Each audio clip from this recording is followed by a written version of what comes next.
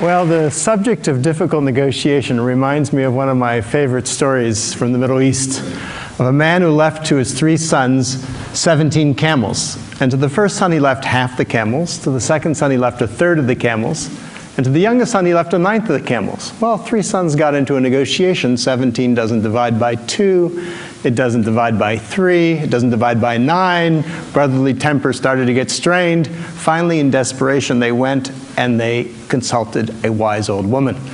The wise old woman thought about their problem for a long time, and finally she came back and said, well, I don't know if I can help you, but at least if you want, you can have my camel. So then they had 18 camels. The first son took his half of 18 is 9. The second son took his third, a third of 18 is 6. The youngest son took his ninth, a ninth of 18 is 2. You get 17. They had 1 camel left over. They gave it back to the wise old woman. Now, if you think about that story for a moment, I think it resembles a lot of the difficult negotiations we get involved in. They start off like 17 camels, no way to resolve it. Somehow what we need to do is step back from those situations, like that wise old woman, look at the situation through fresh eyes, and come up with an 18th camel. Now, finding that 18th camel in the world's conflict has been my life passion. I basically see humanity a bit like those 3 brothers. We're all one family. We know that scientifically. Thanks to the communications revolution, all the tribes on the planet, all 15,000 tribes, are in touch with each other. And it's a big family reunion. And yet, like many family reunions, it's not all peace and light. There's a lot of conflict. And the question is, how do we deal with our differences? How do we deal with our deepest differences, given the human propensity for conflict and the human genius at devising weapons of enormous destruction? That's the question. As I've spent the last better part of 3 decades, almost 4, traveling the world, trying to work, getting involved in conflicts ranging from Yugoslavia to the Middle East to Chechnya to Venezuela, some of the most difficult conflicts on the face of the planet, I've been asking myself that question. And I think I've found, in some ways, what is the secret to peace. It's actually surprisingly simple. It's not easy, but it's simple. It's not even new. It's maybe one of our most ancient human heritages. The secret to peace is us. It's us who act as a surrounding community around any conflict, who can play a constructive role. Let me give you just a story, an example. About 20 years ago, I was in South Africa working with the parties in that conflict, and I had an extra month, so I spent some time living with several groups of San Bushmen. I was curious about them, about the way in which they resolve conflict. Because after all, within living memory, they were hunters and gatherers, living pretty much like our ancestors lived for maybe 99% of the human story. And all the men have these poison arrows that they use for hunting. Absolutely fatal. So how do they deal with their differences? Well, what I learned is, whenever tempers rise in those communities, someone goes and hides the poison arrows out in the bush. And then everyone sits around in a circle like this, and they sit and they talk. And they talk. It may take 2 days, 3 days, 4 days, but they don't rest until they find a resolution, or better yet, a reconciliation. And if tempers are still too high, then they send someone off to visit some relatives. There's a cooling off period. Well, that system is, I think, probably the system that kept us alive to this point, given our human tendencies. That system I call the third side. Because if you think about it, normally when we think of conflict, when we describe it, there's always 2 sides. You know, it's Arabs versus Israelis, labor versus management, husband versus wife, Republicans versus Democrats. But what we don't often see is that there's always a third side. And the third side of the conflict is us. It's the surrounding community. It's the friends, the allies, the family members, the neighbors. And we can play an incredibly constructive role. Perhaps the most fundamental way in which the third side can help is to remind the parties of what's really at stake. You know, for the sake of the kids, for the sake of the family, for the sake of the community, for the sake of the future, let's stop fighting for a moment and start talking. Because the thing is, when we're involved in conflict, it's very easy to lose perspective. It's very easy to react. Human beings, we're reaction machines. And as the saying goes, when angry, you will make the best speech you will ever regret. And so the third side reminds us of that. The third side helps us go to the balcony, which is a metaphor for a place of perspective where we can keep our eyes on the prize. Let me tell you a little story from my own negotiating experience. Some years ago, I was involved as a facilitator in some very tough talks between the leaders of Russia and the leaders of Chechnya. There was a war going on, as you know. And we met in The Hague, in the Peace Palace, in the same room where the Yugoslav War Crimes Tribunal was taking place.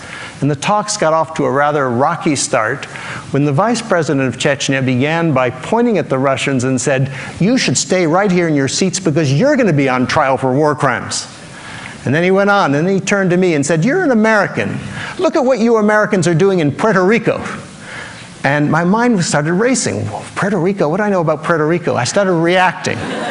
But then I tried to remember to go to the balcony. And then when he paused and everyone looked at me for a response, from a balcony perspective, I was able to thank him for his remarks and say, "I appreciate your criticism of my country, and I take it as a sign that we're among friends and can speak candidly to one another. And what we're here to do is not to talk about Puerto Rico or the past. We're here to do just to see if we can figure out a way to stop the suffering and the bloodshed in Chechnya." The conversation got back on track. That's the role of the third side, is to help the parties go to the balcony. Now let me take you for a moment to what's widely regarded as the world's most difficult conflict, or the most impossible conflict, is the Middle East. Question is, where's the third side there? How could we possibly go to the balcony? Now, I don't pretend to have an answer to the Middle East conflict, but I think I've got a first step, literally a first step, something that any one of us could do as third-siders. Let me just ask you one question first. How many of you in the last years have ever found yourself worrying about the Middle East and wondering what anyone could do? Just out of curiosity, how many of you? Okay, so the great majority of us. And here, it's so far away. Why do we pay so much attention to this conflict? Is it the number of deaths? There are 100 times more people who die in a conflict in Africa than in the Middle East. No, it's because of the story, because we feel personally involved in that story. Whether we're Christians, Muslims, or Jews, religious or non-religious, we feel we have a personal stake in it. Stories matter. As an anthropologist, I know that. Stories are what we use to transmit knowledge, they give meaning to our lives. That's what we tell here at TED. We tell stories. Stories are the key. And so my question is yes, let's try and resolve the politics there in the Middle East, but let's also take a look at the story. Let's try to get at the root of what it's all about. Let's see if we can apply the third side to it. What would that mean? What is the story there? Now, as anthropologists, we know that every culture has an origin story. What's the origin story of the Middle East? In a phrase, it's 4,000 years ago, a man and his family walked across the Middle East, and the world has never been the same since. That man, of course, was Abraham. And what he stood for was unity, the unity of the family. He's the father of us all. But it's not just what he stood for, it's what his message was. His basic message was unity too, the interconnectedness of it all, the unity of it all. And his basic value was respect, was kindness towards strangers. That's what he's known for, is hospitality. So in that sense, he's the symbolic third side of the Middle East. He's the one who reminds us that we're all part of a greater whole. Now think about that for a moment. Today we face the scourge of terrorism. What is terrorism? Terrorism is basically taking an innocent stranger and treating them as an enemy whom you kill in order to create fear. What's the opposite of terrorism? It's taking an innocent stranger and treating them as a friend whom you welcome into your home in order to sow and create understanding or respect or love. So what if, then, you took the story of Abraham, which is a third side story. What if that could be actually because Abraham stands for hospitality. What if that could be an antidote to terrorism? What if that could be a vaccine against religious intolerance? How would you bring that story to life? Now, it's not enough just to tell a story. That's powerful. But people need to experience the story. They need to be able to live the story. How would you do that? And that was my thinking of how would you do that? And that's what comes to the first step here. Because the simple way to do that is you go for a walk. You go for a walk in the footsteps of Abraham. You retrace the footsteps of Abraham.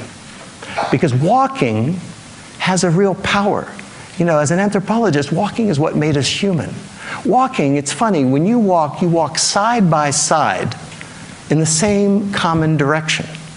Now, if I were to come to you face to face and come this close to you, you would feel threatened. But if I walk shoulder to shoulder, even touching shoulders, it's no problem. Who fights while they walk? That's why in negotiations often, when things get tough, people go for walks in the woods. So the idea came to me of what about inspiring a path, a route? Think the Silk Route, think the Appalachian Trail that followed in the footsteps of Abraham. People said, that's crazy, you can't retrace the footsteps of Abraham, it's too insecure, you got to cross all these borders, it goes across 10 different countries in the Middle East because it unites them all. And so we studied the idea at Harvard, we did our due diligence, and then a few years ago, a group of us, about 25 of us from 10 different countries, decided to see if we could retrace the footsteps of Abraham, going from his original birthplace in the city of Urfa in southern Turkey, northern Mesopotamia. And we then took a bus and took some walks and went to Haran, where in the Bible he sets off on his journey. Then we crossed the border into Syria, went to Aleppo, which turns out is named after Abraham. We went to Damascus, which has a long history associated with Abraham. We then came to northern Jordan, to Jerusalem, which is all about Abraham, to Bethlehem, and finally to the place where he's buried in Hebron. So effectively, we went from womb to tomb. We showed it could be done. It was an amazing journey. Let me ask you a question. How many of you have had the experience of being in a strange neighborhood or strange land, and a total stranger, perfect stranger, comes up to you and shows you some kindness, maybe invites you into their home, gives you a drink, gives you a coffee, gives you a meal? How many of you have ever had that experience? That's the essence of the Abraham path. That's what you discover as you go into these villages in the Middle East where you expect hostility, and you get the most amazing hospitality, all associated with Abraham. In the name of Father Ibrahim, let me offer you some food. So what we discovered is that Abraham is not just a figure out of a book for those people. He's alive, he's a living presence. And to make a long story short, in the last couple of years now, thousands of people have begun to walk parts of the path of Abraham in the Middle East, enjoying the hospitality of the people there. They've begun to walk in Israel, in Palestine, in Jordan, in Turkey, in Syria. It's an amazing experience. Men, women, young people, old people, more women than men, actually, interestingly. For those who can't walk, who are unable to get there right now, people started to organize walks in cities, in their own communities. In Cincinnati, for instance, they organized a walk from a church to a mosque to a synagogue, and then all had an Abrahamic meal together. It was Abraham Path Day. In Sao Paulo, Brazil, it's become an annual event for thousands of people to run in a virtual Abraham Path run, uniting the different communities. The media love it. They really adore it. They lavish attention on it because it's visual and it spreads the idea, this idea of Abrahamic hospitality, of kindness towards strangers. And just a couple weeks ago, there was an NPR story on it. Last month, there was a piece in the Guardian, in the Manchester Guardian, about it, two whole pages, and they quoted a villager who said, "This walk connects us to the world." He said it was like a light that went on in our lives. It brought us hope.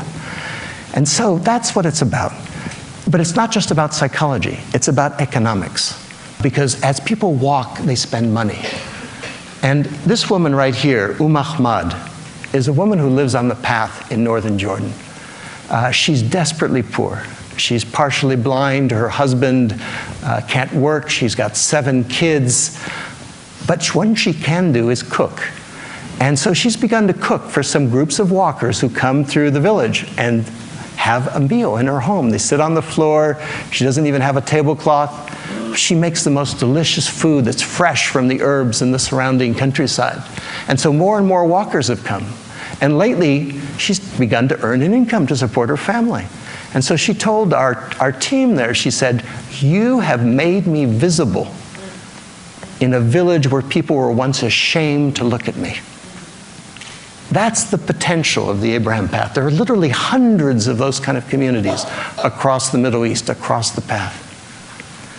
The potential is basically to change the game. And to change the game, you have to change the frame, the way we see things. To change the frame from hostility to hospitality, from terrorism to tourism. And in that sense, the Abraham Path is a game changer. Let me just show you one thing.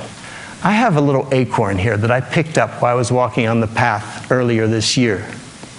Now, the acorn is associated with the oak tree, of course, grows into an oak tree, which is associated with Abraham. The path right now is like an acorn. It's still in its early phase. What would the oak tree look like? Well, I think back to my childhood, a good part of which I spent after being born here in Chicago, I spent in Europe. If you had been in the ruins of, say, London in 1945, or Berlin, and you had said, 60 years from now, this is going to be the most peaceful, prosperous part of the planet, people would have thought you were certifiably insane. But they did it thanks to a common identity, Europe, and a common economy. So my question is, if it could be done in Europe, why not in the Middle East? Why not thanks to a common identity, which is the story of Abraham, and thanks to a common economy that would be based in good part on tourism? So let me conclude then by saying that in the last 35 years, as I've worked in some of the most dangerous, difficult, and intractable conflicts around the planet, I have yet to see one conflict that I felt could not be transformed. It's not easy, of course, but it's possible. It was done in South Africa. It was done in Northern Ireland. It could be done anywhere. It simply depends on us. It depends on us taking the third side. So let me invite you to consider taking the third side, even as a very small step. We're about to take a break in a moment. Just go up to someone who's from a different culture, a different country, a different ethnicity, some difference, and engage them in a conversation. Listen to them. That's a third side act. That's walking Abraham's path. After a TED Talk, why not a TED Walk? So let me just leave you with three things. One is, the secret to peace is the third side. The third side is us. Each of us, with a single step, can take the world, can bring the world a step closer to peace. There's an old African proverb that goes, when spider webs unite, they can halt even a lion. If we're able to unite our third side webs of peace, we can even halt the lion of war. Thank you very much.